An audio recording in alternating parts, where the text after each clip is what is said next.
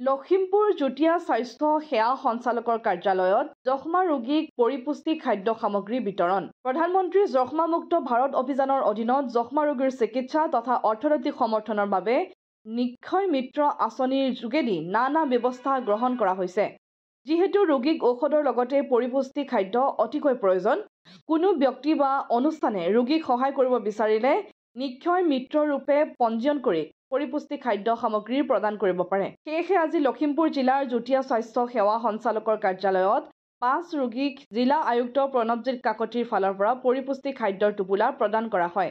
স্বাস্থ্য কৰ্মী পংকজ সভাপণ্ডিতে আঁত ধৰা এই অনুষ্ঠানত লখিমপুৰ জিলাৰ যুটীয়া স্বাস্থ্য সেৱা সঞ্চালক ডাক্তৰ বিমান শৰ্মা, জিলা যক্ষ্মা বিষয়া ডাক্তৰ হৃদয়ানন্দ বৰুৱাৰ লগতে যক্ষ্মা বিভাগৰ সকলো বিষয়া কৰ্মচাৰী উপস্থিত থাকে।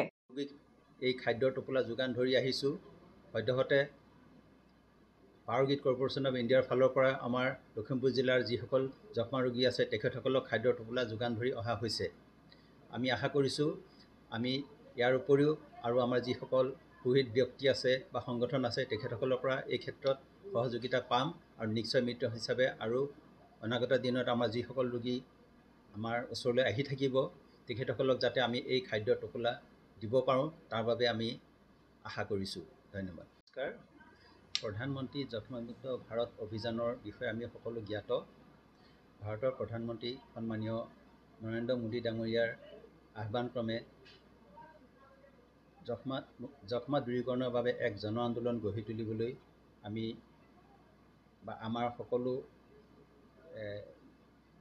সংগঠন বা ৰাইজ বা বিভিন্ন প্ৰতিষ্ঠান সকলোৱে আমাৰ এই জিলাত আগবাঢ়ি আহি নিশ্চয় মিত্ৰ হিচাপে ৰোগীসকলক যক্ষ্মা ৰোগীসকলক খাদ্যৰ টোপোলা দিয়াৰ এটা ব্যৱস্থা ইতিমধ্যে আমি বহুদিনৰ পৰা কৰি আছিলোঁ আৰু তাৰে অংশ হিচাপে আজি আমাৰ জিলাৰ সন্মানীয় জিলা আয়ুক্ত প্ৰণৱজিৎ কাকতি ডাঙৰীয়াই 5 জন ৰোগীক নিশ্চয় মিত্ৰ হিচাপে খাদ্যৰ টোপোলা দিয়াৰ সিদ্ধান্ত গ্ৰহণ কৰি তেখেতসকলৰ আজি প্ৰথম কিস্তিৰ যি 5টা খাদ্যৰ টোপোলা সেই ৰোগীসকলক তেখেতে নিজ হাতেৰে প্ৰদান কৰে আৰু এই কাৰ্যসূচী আমাৰ জিলা যুটীয়া স্বাস্থ্য সঞ্চালকালয়ৰ কাৰ্যালয়ত আমাৰ জইণ্ট ডাইৰেক্টৰ হেল্থ ছাৰ্ভিচৰ উপস্থিতিত সম্পাদন কৰা হয় আৰু এই ৰোগীসকলে এই খাদ্যৰ টোপোলা তেখেতৰ হাতৰ পৰা গ্ৰহণ কৰি ধন্য মানে আৰু তেখেতসকলে এই ক্ষেত্ৰত তেখেতসকলৰ মনোভাৱ প্ৰকাশ কৰে আৰু অনাগত দিনতো তেখেতে এই ৰোগীসকলক খাদ্যৰ টোপোলা যোগান ধৰি যোৱাৰ বিষয়ে আমাক অৱগত কৰে।